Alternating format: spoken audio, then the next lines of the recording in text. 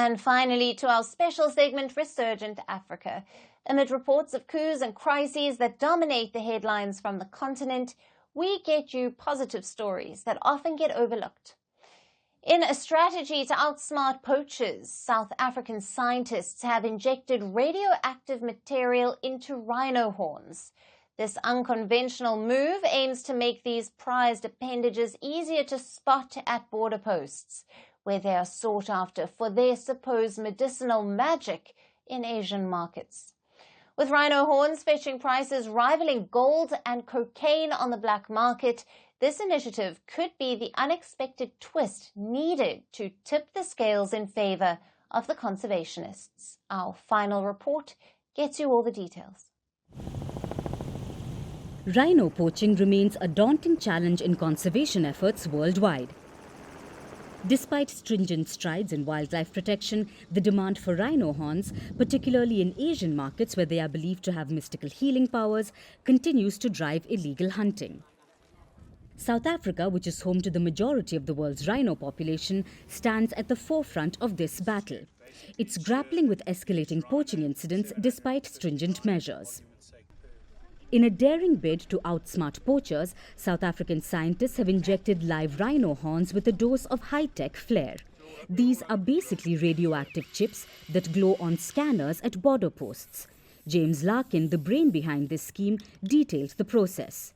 This innovative approach, he assured, renders the horn as useless as a glow stick for any human uses.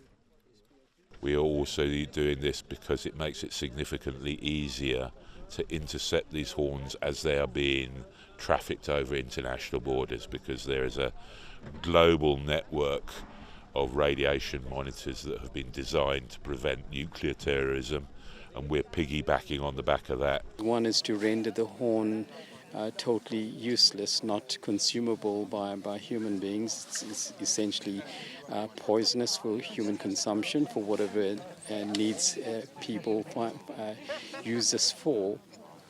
But also importantly, through the detection systems that we have at airports, any rhino that is being transported through our airports will be detected because of the radioactivity.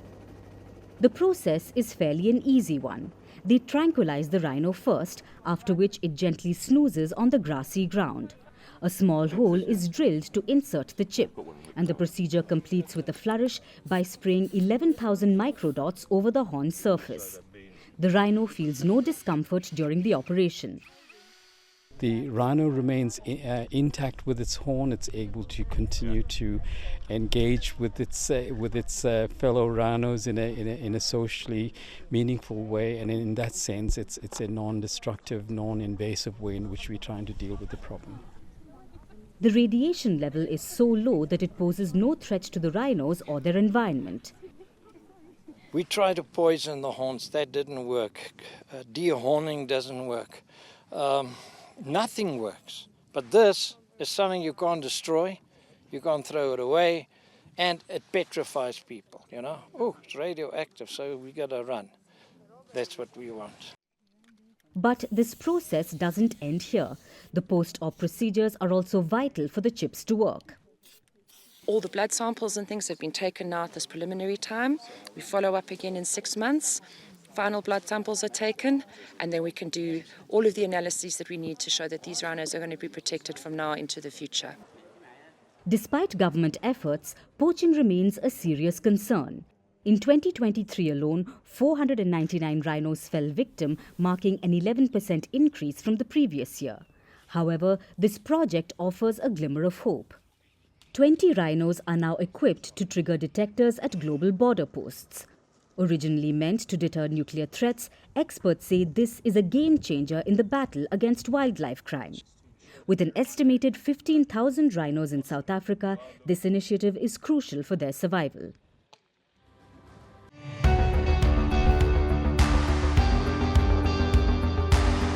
Across continents, one powerful news source. Bringing you diverse perspectives on the issues that matter.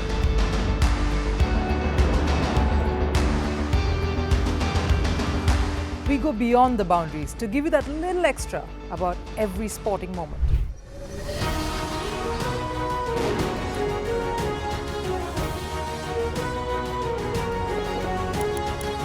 So thank you for making Firstpost 5 million strong.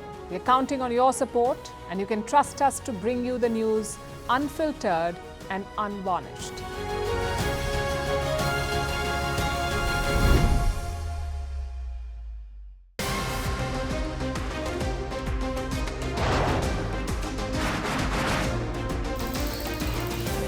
On the show today, the T20 World Cup bandwagon has moved across to the West Indies. What can you expect from this? Hello, I'm Alison Green, coming to you from Durban, South Africa. Today we have a special show. Start with a report on India's shifting nuclear posture. The first time since India officially became a nuclear power. Hello and welcome to Firstpost America. I'm Aaron Ham, coming to you live from the nation's capital, Washington, D.C.